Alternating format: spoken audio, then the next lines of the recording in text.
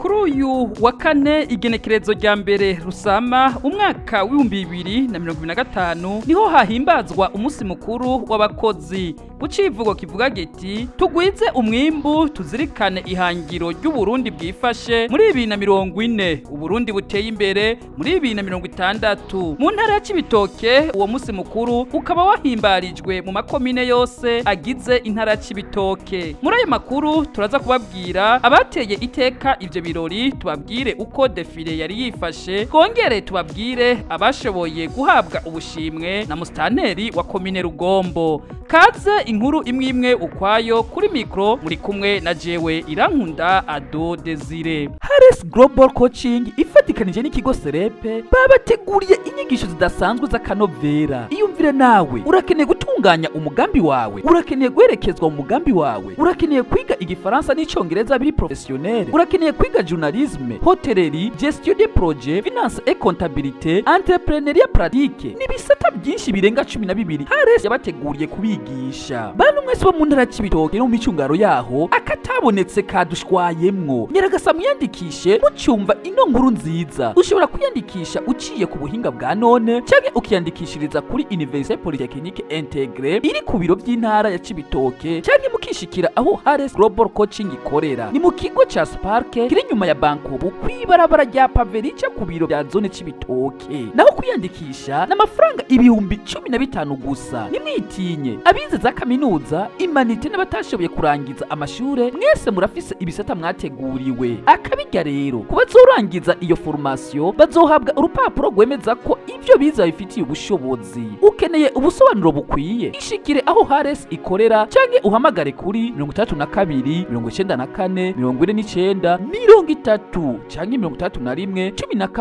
12 42 25. Banyeshure bakozi ba leta namwe mwikorera utwanyu, hurumbira inyigisho ziri pratique kugira ubikore neza ufashijwe na Harris Global Coaching. Ibirori byo guhimbaza umusi mukuru w'abakozi mu ntara Cibitoke komine Rugombo, ivyo birori byatewe iteka n'umushikiranganje w'ubutungane, buramatari w'intara ya Cibitoke, mustanteri wa komine Rugombo hamwe n'abandi bubahwa bajejwe ibisata bitandukanye bigize ubuzima bw'igihugu, tutibagiye n'abakozi b'Imana baserukiye amashengero barongoye akorera muri komine Rugombo. Ivyo birori byatangujwe na defile mu bisata bitandukanye byo muri komine Rugombo, amashirahamwe n'amakoperative yo muri komine Rugombo n'abikorera utwabo hamwe n'abunguruza abantu bakoresheje amakinga hamwe n'amamoto. Muri ivyo birori kandi byaranzwe n'umurisho w'ingoma, intambo z'akaranga k'igihugu cacu ciza c'u Burundi. Abagize sendika y'abakozi nakazi bashikirije ijambo,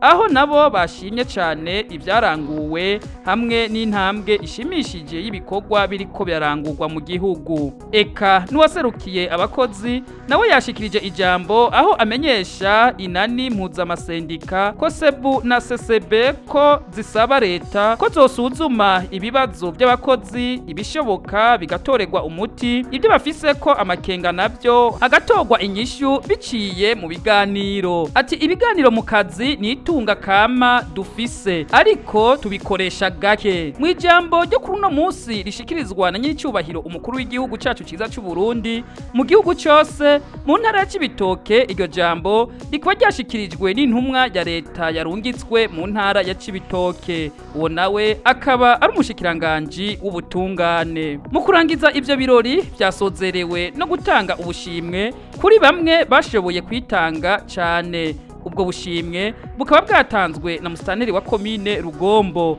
aho yashoboye gutanga ubushimwe mu bakora mu bisata bitandukanye. Reka ndabashimira cyane mwebwe mwese mwaduteze yompi. Kuri mikro yari jewe Irankunda Ado Desire. Ewe itwe ry'urwaruka ntawe utokumviriza.